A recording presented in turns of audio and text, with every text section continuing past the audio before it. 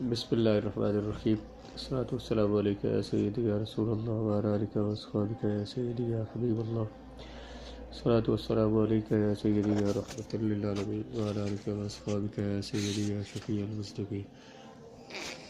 ہم نے پڑھی تھی لفظ ظاہر کی اقسام یا معنی کے ظہور کے اعتبار سے کلمہ کی اقسام۔ پہلی قسم جو تھی وہ ظاہر، نص، مفسر اور محکم۔ ان میں ہم نے یہ پڑھا تھا کہ ظاہر وہ لفظ ہوتا ہے جس کا معنی لفظ سے ہی ظاہر ہو، لیکن اس میں تعویل ہو سکتی ہو، تخصیص ہو سکتی ہو۔ تخصیص تو ہم نے پیچھے پڑھ لیا ہے کہ ایک لفظ عام ہے، اس میں بہت سے افراد ہیں، کچھ افراد کا حکم اگر الگ کر دیا جائے یہ حکم خاص ہو گئے۔ جیسے میں نے مثال دی تھی کہ سارے لوگ چھٹی کریں سوائے 2 لڑکیوں کے، ان کے نام لے لیے بس، سوائے سلمہ کے اور عائشہ کے، تو یہ سلمہ اور عائشہ کو ہم نے ان میں سے کیا کر لیا، خاص کر لیا۔ تو ظاہر وہ تھا جس میں تعویل ہو سکتی ہے اور تخصیص۔ تعویل پہ آگے آ رہا ہے کہ تعویل کسے کہتے ہیں۔ پھر پڑھا تھا نص کیا ہوتا ہے، جس کا معنی لفظ سے ظاہر ہو اور وہ کلام اسی معنی کے لیے جو معنی اس کلام سے ظاہر ہو رہا ہے، کلام اسی معنی کے لیے چلایا بھی گیا ہو۔ اور اس میں یہ کہا تھا کہ جو نص ہوتی ہے اس میں کس چیز کا اعتبار ہوتا ہے، تعویل اور تخصیص کا اعتبار اس میں ہوتا ہے۔ اور آگے مفسر کہا تھا جو نص سے زیادہ واضح ہو، اور اس میں رسول اللہ علیہ السلام کے زمانے تک اس میں صرف نسخ ہو سکتا ہو، منسوخ ہو سکتا ہو یہ کلام۔ اور محکم اسے کہا تھا کہ جس کا معنی بالکل واضح ہو، وہ منسوخ بھی نہ ہو سکتا ہو، اس میں تعویل اور تخصیص کا اعتبار بھی نہ ہو۔ اب یہ جو چاروں صورتیں تھیں، ظاہر جو لفظ جس کو ظاہر کا معنی اس کا بھی ظاہر ہوگا، لیکن جسے نص کہا ہے اس کا معنی اس سے ظاہر سے زیادہ واضح ہوگا۔ اب نص کے مقابلے میں جسے مفسر کہا ہے اس کا معنی اور زیادہ واضح ہوگا، اور جو محکم ہے اس کا معنی بالکل واضح ترین ہوگا۔ تو یہ اس اعتبار سے ان میں فرق ہے، یعنی سب سے زیادہ ظاہر جو محکم جس کلام کو کہتے ہیں، محکم کا معنی بالکل واضح ہو، جس میں کسی قسم کا معنی میں کوئی شک و شبہ نہ ہو، معنی اس کا بالکل واضح ہو، تو محکم میں سب سے زیادہ واضح معنی اس کا ہوگا، پھر اس سے کم مفسر، اس سے کم نص، اور سب سے کم ظاہر ہوگا۔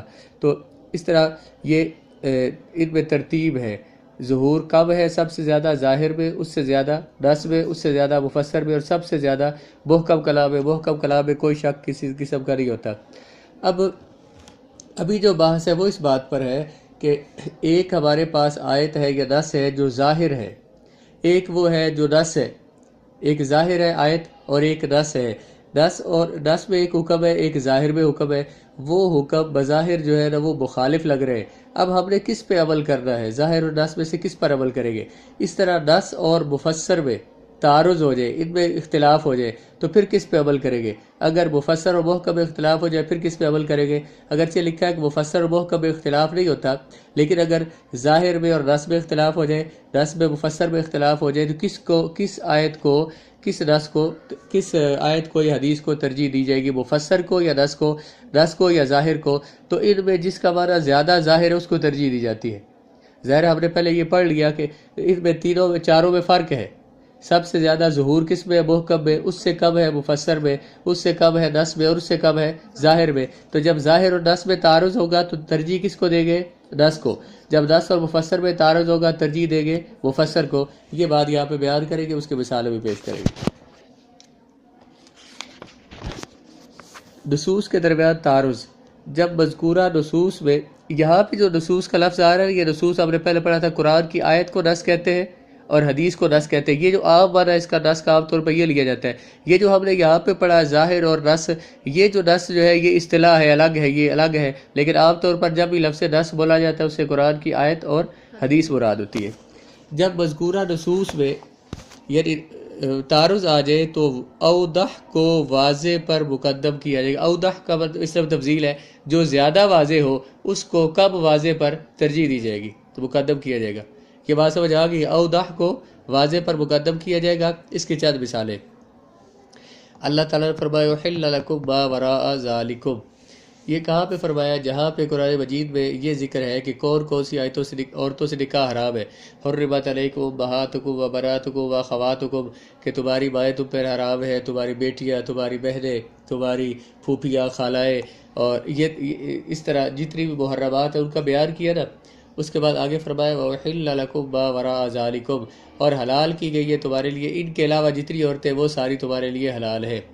اب یہ آیت کیا بتا رہی تھی بلا کہ جو حرام ہے، جو محرم عورتیں ان سے تو نکاح جائز نہیں، ان کے علاوہ ساری تمہارے لیے حلال ہے۔ جب ساری حلال ہے تو مطلب تم جتنی مرضی عورتوں سے نکاح کرو کر سکتے ہو، ان کے علاوہ، ان محرمات کے علاوہ جن سے چاہو تو نکاح کر سکتے ہو۔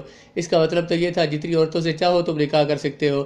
یہ آیت تھی ظاہر اس بات کو بیان کرنے میں کہ ان محرم عورتوں کے علاوہ باقی عورتوں کے ساتھ نکاح کرنا جائز ہے، جتنی مرضی کے ساتھ کرے۔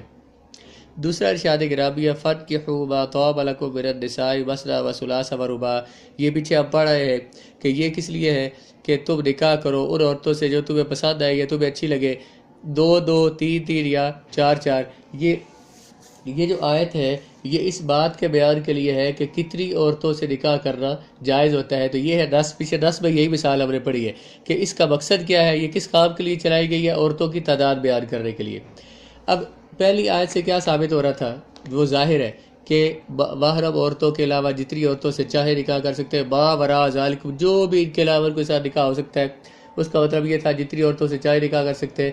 یہ 10 ہے، یہ کیا بتا رہی ہے کہ 2 سے 3 سے یا 4 سے نکاح کر سکتے ہیں۔